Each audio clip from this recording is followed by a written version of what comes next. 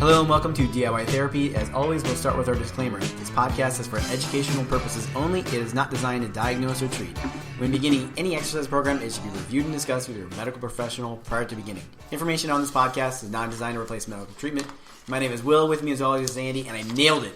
Third time's a charm. Hey, that's true. How you feeling? You're sick. I am slow. I am slow. Yes. Well, I think I'm slow in general. Yeah, sick burn.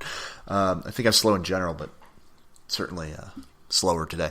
I was trying to describe to Will how I feel when I get a head cold, and it's very unusual. It's I do not feel that way. No, I know. Well, so I've broken my nose a dozen different times, and I have a lot of back when you were an MMA fighter. Yeah, that's right. But I have a lot of drainage that gets clogged up, and so when I get a little head cold, my wife basically says that I shut down. But I always describe it as back in the day when I was much bigger partier, drinking too much, and then the next morning being still intoxicated, but much clearer and much more. You can remember everything. Yeah, but disoriented still, and that's kind of my experience when I have a head cold. I don't know. That's the only way I can describe it. It probably makes no sense, as I'm not making a lot of sense right now. So go ahead. What are we talking about today? I read an article that... You don't know how to read. Clearly I don't. Read an article, it was very apt since we're getting the time of year when you're around your family a lot more, especially your older family you might not see as often, and the importance of weight training, resistance training, and increased protein intake, and how those you can still gain muscle. Obviously we all know that as you get older, you tend to lose muscle because you're less active and yada yada yada. But you can still gain muscle and strength and even balance. Even when you're older, which is kind of counterintuitive with a lot of, especially a lot of my older patients that I've seen are always like, I'm too old to get stronger. I'm like, you're not. Yeah, I think it takes a little bit more. You have to be more diligent about it than. Yeah, I think there's a misconception, and I've heard people kind of just become content with the old "I'm getting older" adage. Or it's arthritic changes adage, that as we get older, this is my new normal. Yeah, this is my new normal, and we just come to accept, the some of it, changes. Some of it is. The tricky part is some of it is. But yeah, I mean, at some point or another, you're not going to operate or function as a 30-year-old. No. That's just the reality. But there are certain things that you can do to set yourself up so that you can have less muscle mass that is being lost, less bone density that's being lost. So you can maintain balance, coordination, to make yourself less fall risk, which all improves quality of life, allows you to continue to do the things you want to do in the home and environment that you want to do them in, and for longer periods of time. Make your family members more independent. Mm-hmm. Safer. I mean, especially because falls. It was like 30% of all 65-year-olds and older had fallen, and 10% of that had an injury, whether it be hip fracture or a head injury of some description. Wow, you're right on. I've got the article right in front of me. You just pulled that up, huh? Out of my brain. Out of your. You don't have a brain. You don't know how to read. You don't have a brain. Whatever little thing that's rolling around inside my head, it's like a bell. I can hear it every time I roll. Ding, every time I hit my head. Ding, ding, ding. Yeah. So, I mean, at the end of the day, I think this podcast is probably pretty good for possibly the aging population, which those people don't listen to this. Or if you've got a mother, father, grandmother, grandfather that you can see they're starting to lose function, become a little bit less active, weaker, not be able to maintain as much endurance or tolerance to different activities. So some of the things we'll talk about here can be appropriate for family members or yourself, depending on who you are. Yes, if you're 65 years. So that's all I've got. Yeah. All right, so go ahead. But the first thing that they were talking about is obviously they talked about resistance bands. One of the studies was just basically resistance bands, and they just progressed the people over several weeks and months. And they did a DEXA scan. So that's basically like how would you describe a DEXA scan? DEXA scan is a bone density scan. Yeah. Yeah. So it's how dense your bones are. And they did it, and they improved quite a bit, which is sort of counterintuitive to what a lot of people would think. Every time they're always worried about. It seems like people, when they get to a certain point in their age, they think that their bones are basically on the verge of breaking at any given moment. Yeah, we tend to think of ourselves much more fragile as we get older, and therefore we stop doing as much because of that fear or anxiety, because if I do too much, I'm going to hurt myself. Yes. And so the nice thing about this, the research that's out there, is that, what it actually demonstrates is that the more that you do, typically the more strain, the more you'll get back. Yes, thank you. Okay. Put down the drink. So here's how I like to explain this to individuals, though.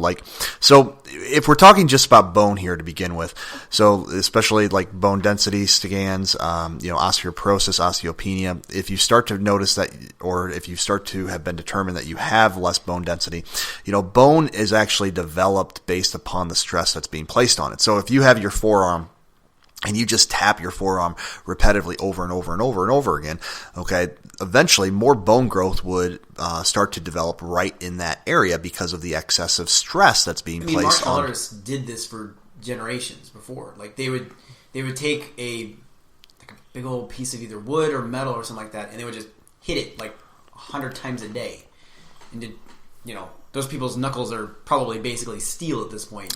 Yeah, because the more stress you apply to bone, they react. They react by building more bone. And so, the best way that if you have bone density issues to increase your bone density is by weight bearing. So just putting, being up and moving more. So walking, standing, stairs, squats, lunges, all those, kind of standard countertop exercises that you can do, toe raises, all those types of things. Those are all weight-bearing exercises that are excellent for osteopenia, osteoporosis. And then the other thing that is really, really good for osteopenia and osteoporosis is isometric exercises. They're extremely safe. Okay, but what they do is where your muscles attach to the bone, as you're essentially contracting that muscle really, really hard, you're getting a pull on that bone, which is causing increased strain on that area, and that causes increased bone growth in that area, which creates more density. So the more that you can create low amounts of tolerable strain on the bone, the more density, the more growth is actually going to occur. Yes. Anything else? No, that's basically So, I think the one of the things is kind of people don't think that they can control their bones. Because it seems weird that you can, but you can't. Or they're stuck in this, they're just doomed to be in this position. It's the lack of, control that we feel that we have as we're aging. And so if you can get yourself on a good program, like I said, like a weight-bearing program with some of those exercises I described, or like a isometric exercise program, which, an isometric exercise is defined by a contraction of the muscle without moving the joint. So it would be like just if you're trying to strengthen your arm, it would be like just flexing your bicep, trying to flex your muscle in your arm as hard as you can without bending the arm. It's sort of like one of the poses that the bodybuilders do. Yeah, when they go up and they flex their muscle, that's basically an isometric exercise. Yeah, and so one of the most common places that we find there to be osteoporotic problems are in the spine, and then also in the pelvis. So the major weight bearing. Yeah, and so being upright and walking is really important. When you look at the spine, and we could probably do a whole podcast on this with osteoporosis, which maybe we will. But when you look at the spine, what ends up happening is when we sit more as we're older, we actually get more pressure on the front portion of the vertebral bodies, which are the bones in the spine, and that you'll actually get compression fractures on that on the vertebral bodies. So what you actually want to do is a lot of strengthening exercise and isometric exercises that bring the spine backwards or into an extended position, and that will actually increase the bone density of the spine. For the pelvis, everything that we just kind of talked about in terms of those standing exercises, whether it's glute squeezes, whether it's marching, heel-toe raises, abduction kicking out to the side, hip extension kicking backwards, all those things are really good for pelvis bone growth, density. Blah, blah, blah. I lost my train of thought. It was like watching a very slow car wreck. It was amazing. Everything you said is true, though. Except for at the end where you didn't know how to wrap it up. You're like, I got to the end of the sentence, and I don't know how to end it. Oh, the brain is not firing, folks. The brain is not firing. We could obviously delay a podcast, but we like to we like to really put out high quality content here. Oh man, I could edit this. No, not gonna happen. So that's what we're looking at, though, in regards to like bone density. You want to talk a little bit about muscle? Very common that you see. The funny part in the article, in the study, they were talking about a show in lack of muscle mass and muscle strength, and I'm like, that doesn't make a lot of sense. You're kind of like repeating yourself. You can't really have muscle mass without muscle strength in a lot of ways. You don't see somebody who's like jacked and all of a sudden like walk up and they can't I can't open this, Mm-hmm. But that's neither here nor there. But it's good to know that you can point to something and say, this study that says, look, you can grow, you can get stronger. Mm-hmm. It's going to take a little bit more than what you normally would take, like 30-year-old, where you can just kind of you can do 2 days a week and you'll kind of be able to get stronger. But somebody when you get to that age, you kind of have to be a little bit more diligent. Thankfully, usually you have more free time. Maybe. Retirees? Yeah, I don't know. Maybe. Yeah. See, it's. Yeah, the way I always look at like muscle mass and muscle building is that your potential, like your floor and your ceiling change. Yes. Right? Like when we're 30 years old, our floor, in other words, kind of our bottom end, is going to be much different than where our floor is when we're 65, right? And our ceiling, our potential when we're 30, there are highly skilled, high-level, world-class athletes at 30, and even though those people were 30 years old and were world-class athletes, you fast forward 35 years at 65, and they're not world-class athletes anymore because their ceiling dropped. So your basement, your ceiling, your floor, all those things shift with age. But they can shift. They're when we start talking about muscle strength, muscle mass, those things are what we consider plastic, and so that means malleable. It means you can change them. Yes. So the way that I describe this typically to patients is like if I were to just do bicep curls all day long for 6 months, okay, my muscles in my biceps would become hypertrophic, okay, meaning that they would grow bigger and they would create more mass, okay? And that would be as a result of the amount of strain, stress that I placed on them, and just like bones, these muscles will adapt, okay? And that is the same thing that would happen if all of a sudden, after 6 months of doing that, 6 months later, I didn't do one bicep curl. All of a sudden, those muscles would start to shrink. And so that's considered plastic based upon the outside. It's the basic, don't use it, you lose it kind of thing. Yeah. The interesting thing in that article was they did a study on 300 some odd people of 65 and older that had gone into the hospital, and they were in there for 5 days, and in that 5 days they had lost muscle mass. Oh yeah. Because what is the calculation usually? For every 1 day you're down in a hospital, it takes 2 days to recover. Something like that. Yeah, and that is like a completely arbitrary number. Yeah, that is. But not everybody is that. It depends on what knock you down. There's a lot of outstanding. That's a classic example of like that's a phrase that we have used in the medical field forever that has no substantial evidence behind it. No, but anecdotally, you can see it. Yeah, it's a good motivator for patients. Like, listen, if you don't do this exercise with us, simple things, or the moment that you're down, it takes time to recover. I mean, yes. That's basically the story behind it. If you don't use it for a while, it's going to take twice as long to start to gain that back. Yeah.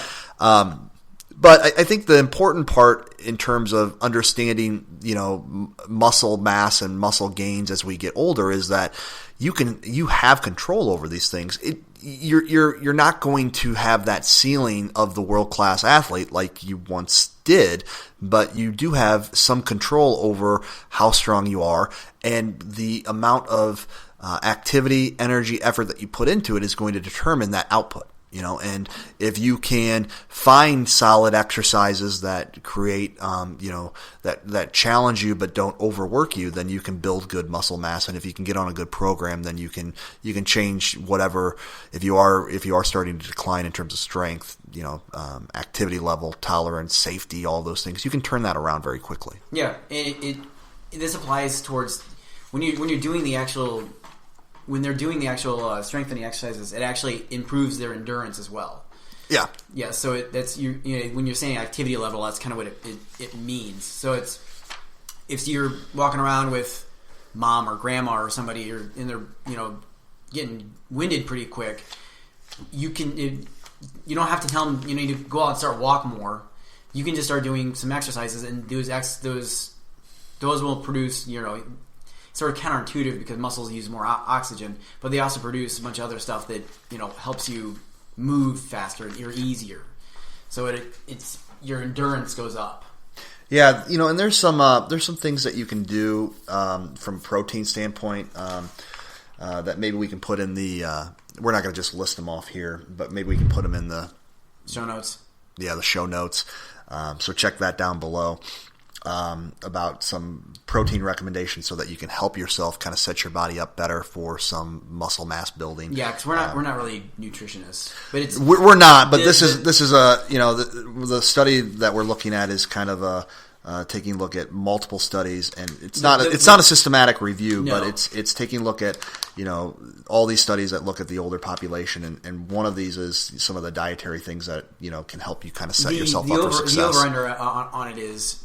Basically, you need to have, especially when you're older, you need to have protein with every meal, and it doesn't need to be like a steak. No, and they're actually recommending things like eggs and like a protein, like a whey protein, like or like some sort of milk, like cheese or something like that, because it's easy. One, it's easier to chew. They're talking about, but two, it has a lot of the acids the amino acids that you and proteins that your body can't produce on its own. So yeah, basically that's the over under on it. Yeah, so we can put some of those recommendations in the show notes. I think the other thing that we could do is maybe put in a couple of the standing exercises and maybe some of the isometric like shoulder squeezes and stuff. So in the show notes, so people can kind of see that too. Then I would give that. I'll link to that in our because there'll be a link to our Instagram, and that's primarily where I put all the exercises and stuff like that. So if you're curious about simple exercises to help build muscle mass for the elderly and or bone density, those will be in there. Yep. I don't know, that about wraps it up. Anything else you wanted to talk about regarding this? No, it's just the important thing to remember is even though you're older doesn't mean you can't still become stronger or change. You're not resign. You don't need to resign to a fate. Yeah. Yeah, you still have some agency over everything. Yeah, it's one of those things that you want to be in control, and you need to take control over this, and not just reside to and be content to, hey, I'm getting older. Yeah. So, anything else going on? I finished Man in the High Castle, your favorite show in the entire world. From what I understand, Season 4. It veered fully into the direction that I was afraid it would veer into.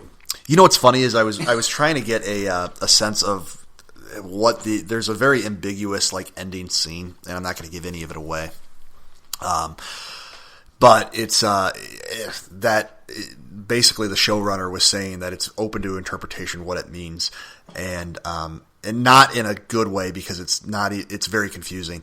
Actually, most of the stories were tied up fairly decently, but there's just this one little piece that's very ambiguous, and it's like, what the heck were they trying to do with that? And the showrunner just totally said, "Hey, it's ambiguous. It's make of it what you will. Whatever you want it to be, it is. Well, part of the problem I think is the short story it was based on was just more of an idea. It was like an outline as opposed to an actual story. Yeah, so I was actually reading up on it because I was trying to get an idea of what they were trying to do. And one issue is that what you just said there is that it is the concept of it I loved from the beginning.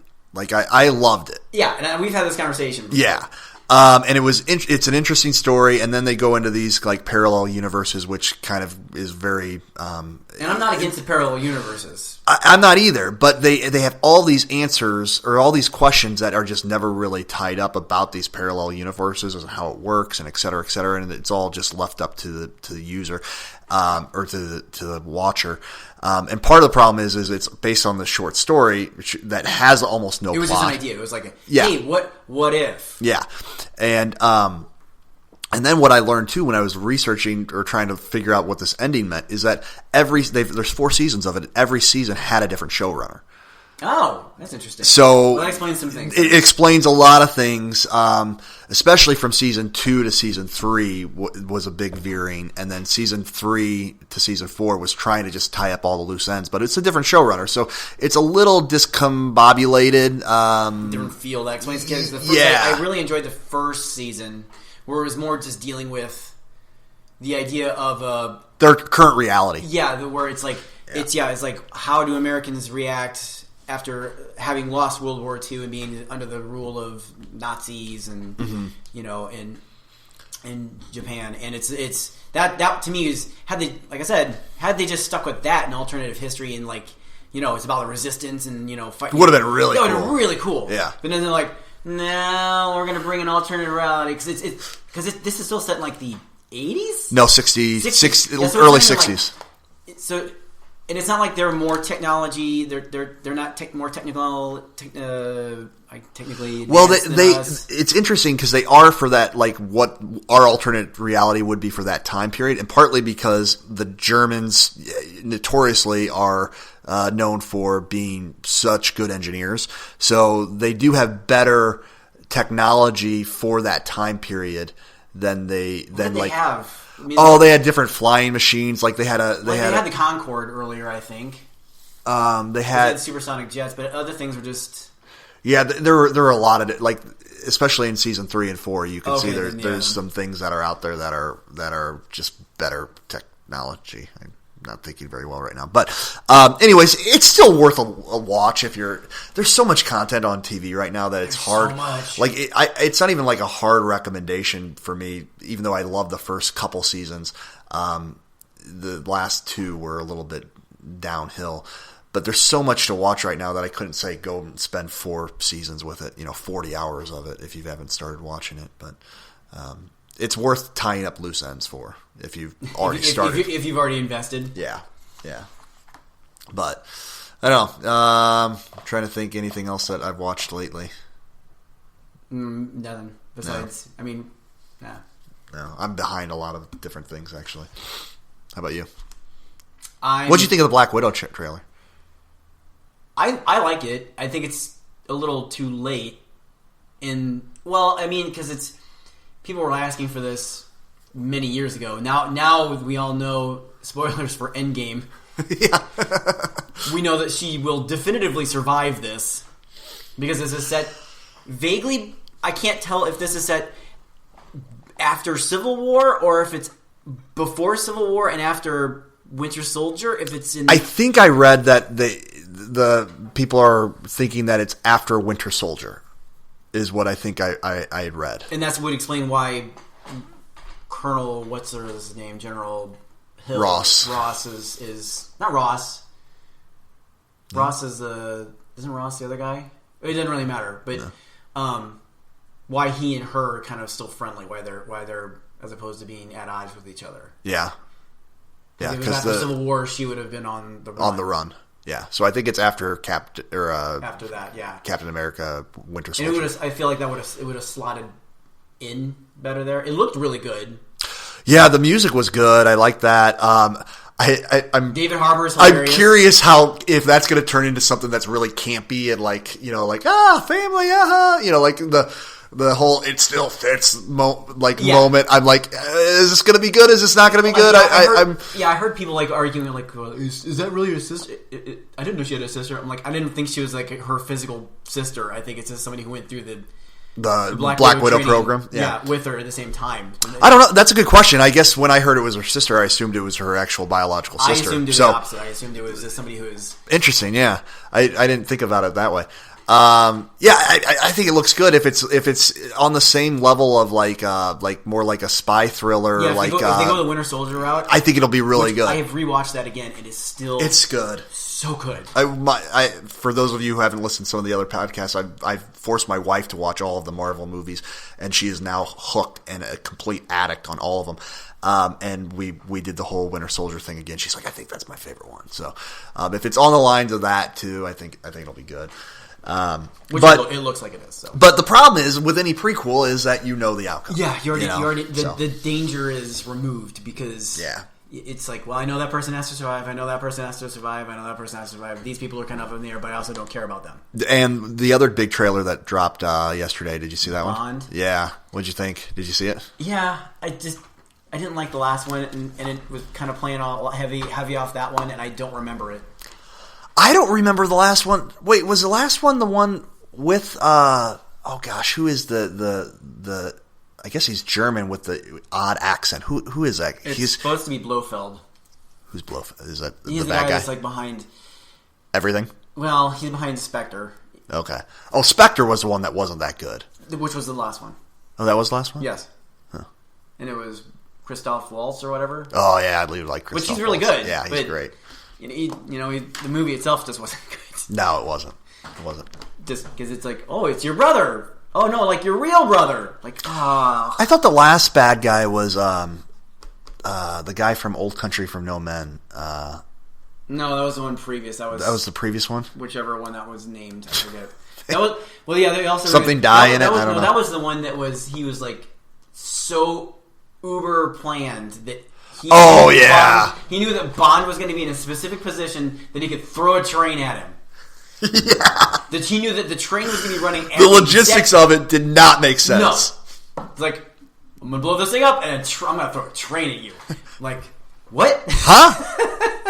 I laugh at that part every time. Because normally I love, like, over-aggressive things like that when Thanos threw a planet at Iron Man. But there's no thinking behind that. No, that's why I love it because that was just in the moment. It was like I'm like these little things are just I'm gonna overkill this. I love the underkill and overkill, like the Iron Man with the little rocket just takes out the tank, or the overkill where it's like I'm gonna throw a planet at you. Yeah, it's like nuke it from space. So I heard that they're possibly trying to. So there's another 000 that's a female. Yes. That maybe she might be taking. Did you catch it seems like the plot of this, just going off a very 2-minute trailer. It seems like they're going to go with the idea of transferring somebody's brain into a computer into another body. Are we watching the same trailer? I don't remember any of that. He talked about history's not kind to people who try to play God. Oh yeah, I did. Yeah, and he's like, when you die, your skills will be gone. Those specific lines stuck out to me, like in that, they're just going to download his skills and put them into another body, and that way look, it's still kind of James Bond, but it's not. That's how we're going to explain the body change. Interesting. Or at least the recasting. Yeah. As opposed to just recasting it and doing it again, like they've done the last 15 times. Yes. Yeah. That's what I feel like they're going to do. I could be completely wrong. That's an interesting take. That's a different approach. I don't know. It's approach. I don't know. An approach. An approach. Yeah. I don't know. All right. Let's wrap this up. I'm sure everyone has stopped listening. Yeah, no one's listening at this point. No. This podcast was for educational purposes only. I fully don't think anybody learned anything. It is not designed to diagnose or treat. When beginning any exercise program, it should be reviewed and discussed with your medical professional prior to beginning. Information on this podcast is not designed to replace medical treatment. Remember, treat yourself.